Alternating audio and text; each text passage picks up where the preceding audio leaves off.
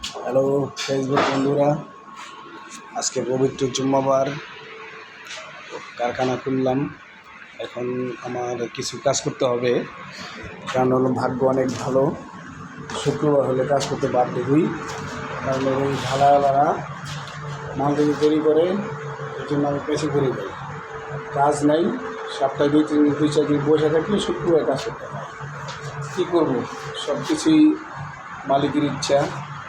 এখন কাজ না করলেও উপায় নাই, দেখি নামাজের এক পর্যন্ত কাজ করবো।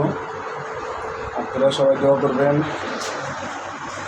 মানুষ বলে পরিশ্রম সৌভাগ্যের চাবিকাঠি, কিন্তু শুধু পরিশ্রম করলে হবে না। যা আমি করতেছি, সৌভাগ্যের চাবিকাঠি আল্লাহ তাআলার হাতে, তার দিতে হবে, তার দান, এটা তার দান দিতে হবে।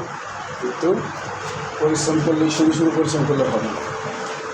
আমি চেষ্টা চালাইতেছি, সফলতার বেশি দৌড় পারতেছি, কিন্তু সফলতা আনতে পারতেছি না।